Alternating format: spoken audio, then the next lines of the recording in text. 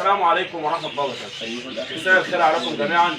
كل اللي يشوف الفيديو سواء صباح أو مساء، يا رب جميع أصدقائنا تكونوا دايما بصحة جيدة. كل سنة وحضراتكم طيبين جميعا. طبعا وكما عودناكم قبل ما نبدأ لازم نصلي على الحبيب محمد صلى الله عليه وسلم.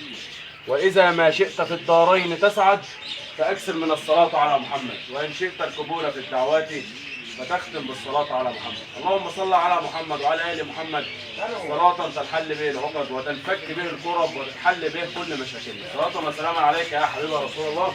بفضل الله وصل دفعة جديدة من أكل القطط، أكل ثبت وجوده. أكل ده مصري مواصفات أوروبية، أكل ثبت وجوده ألا وهو مش مكات. أكل ده ثبت وجوده. تيجي الحباية سادة. طبعا كل اللي خد منه شكر فيه، والقطط كانت بتهجم في الاكل. بفضل الله متوفر منه، والعبوات اللي جايه 20 كيلو.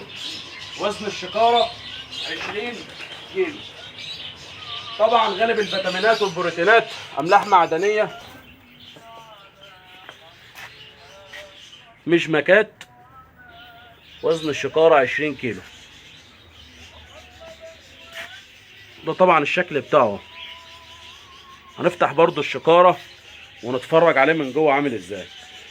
طبعا الشكارة جاية عليها كتابة برضو من ورا برضو اهوت. هنلف الشكارة. هنثبت بس التليفون، طبعا انا ماسك بايد.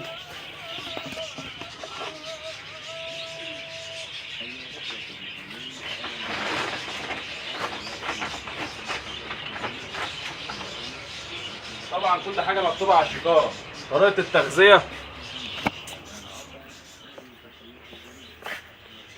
ده طبعا كتابة اللي على الشكارة في الظهر. ده البروتينات اللي جاية، أحماض أمينية، كذا حاجة، فيتامينات أ د 3 اهي، فيتامين ك، فيتامين ب، زنك، حديد، نحاس، حاجات كتيرة يا جماعة ما شاء الله. مليان بالبروتينات اهو. طبعا إن شاء الله. ودي طريقة الوجبة للقطط. طبعا قطة لو 2 كيلو 30 جرام، 3 كيلو 40 جرام، 4 كيلو 45 جرام، 5 كيلو 65 جرام، 6 كيلو 70 جرام، 7 كيلو 80 جرام. ده طريقة التغذية. ده طبعا البروتين اهو 30%. ما شاء الله حاجة محترمة ثابت وجوده بفضل الله. مجمة كات، صناعة مصرية، حاجة محترمة ما شاء الله، جودة عالية. نفتح الشكارة ان شاء الله ونتفرج عليها من جوه. بسم الله الرحمن الرحيم.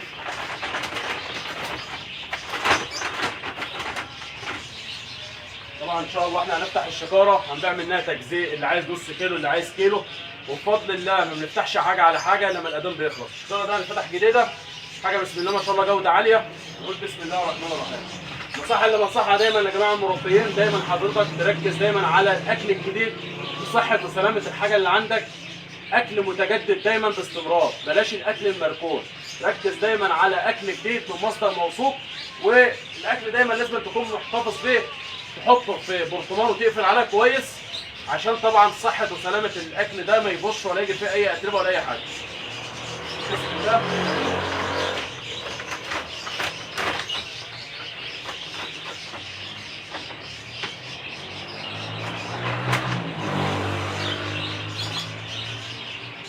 ما شاء الله الريحه بتاعته كفايه، ريحته نفاذه جدا. الريحه دي بقى هي اللي بتجذب الاليف عندك ان هو يهجم عليه. طبعا لو الشكاره فضلت مكشوفه باستمرار الريحه اللي فيه ده بتبرد. فانا انصح دايما حضرتك تقفل الشكاره كويس، او الاكل تعينه عندك في حاجه محكومه وتقفل عليها، يحتفظ بالريحه او القيمه الغذائيه بتاعته.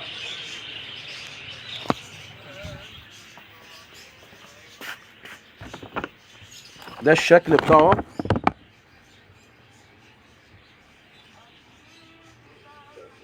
ده طبعا مصري. لا يا جماعه ريحته بصراحه ريحته نفاذه جدا. طبعا القطط بقى بتموت في الريحه دي، مجرد ان هي تشم الريحه بتاعته ده بتهجم بقى هجم كده. الصلاة على النبي يا حاج. حاجه ما شاء الله، حاجه لوز فستق اهي.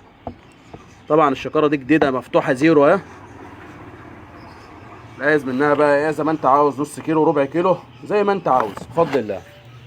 جميع الاكسسوارات كلها موجودة في المحل من الألف للياء، وأسعار جملة الجملة، أسعار في متناول الجميع بفضل الله. اكسسوارات حيوانات كلها موجودة، الطيور بفضل الله متوفر، جميع الاكسسوارات كلها متوفرة في المحل، وأسعار جملة الجملة في متناول الجميع.